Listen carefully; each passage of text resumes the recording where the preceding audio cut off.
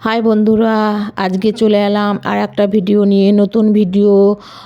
আজকে বানাবো ভাপা পিঠে বানাতে চাল গুঁড়ি লাগে। আমি চাল গুঁড়ি নিয়েছি, তার সঙ্গে একটু লবণ মাখিয়ে অল্প অল্প জল দিয়ে ভালো করে এটা মাখিয়ে নিতে হবে খুব সুন্দর করে। মানে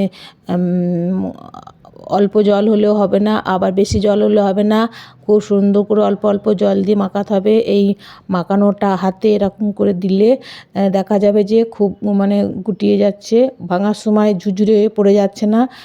এরমভাবে মাখাতে হবে। তারপরে দেখো মাখানো হয়ে গিয়েছে। আমি আধ ঘন্টার মতো ভিজিয়ে রাখবো। আর এতে লাগবে নারকেল কুড়া লাগবে, তারপরে লাগবে ভিড়ে গুড়। তাই নারকেলটা ভাঙে কুড়িয়ে নেব। তারপরে এতক্ষণ নারকেলটা ভাঙা হয়ে গেছে, এবার আমি কুড়িয়ে নেব। কুড়োনো হয়ে গিয়েছে। তারপরে আমি গুড়ও ভেঙে নিয়েছি, গুড়টাও কুড়িয়ে নিতে হবে। এটা দিয়ে কুড়িয়ে নিলাম। দেখো কুড়োনো হয়ে গেছে গুড়টাও।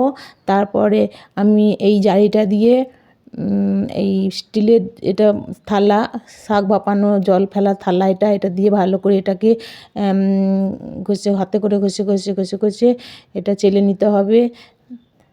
অনেকক্ষণ ধরে চালতে হবে, এটা সব চালা হয়ে যাবে। তারপরে দেখো আমার চালা হয়ে গিয়েছে ভালো করে। তারপরে এবার আমি বানাবো ভাপা পিঠে বানাতে কেমন বানাই তোমাদের আমি সেটা দেখাবো। এদিকে জল গরম করতে দিয়েছি, জলটা ফুটবে। আর একটা স্টিলের ছানতে নিয়েছি। এই ছানটার মধ্যে আমি বানাবো। কেমনভাবে বানাচ্ছি দেখো। প্রথমে চাল গুঁড়ি দিয়ে দিলাম, তারপরে ভিড়ে গুড় দিচ্ছি, মাঝখানে ভিড়ে গুড় দিতে হবে। তারপরে দেবো নারকেল কুড়া। এরকম নারকেল কুড়া দিলাম। তারপরে উপরে চাল দেবো, হালকার মধ্যে দেবো, বেশি চাপলে হবে না, হাতে করে। তারপরে সাদা কাপড়ে দিয়ে বাটিটা তোমার ছানটার ওপর দিয়ে দেবো।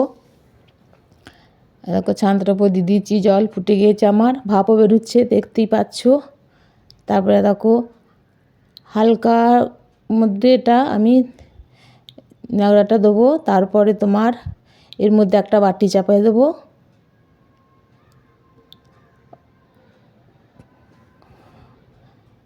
এরকম আমার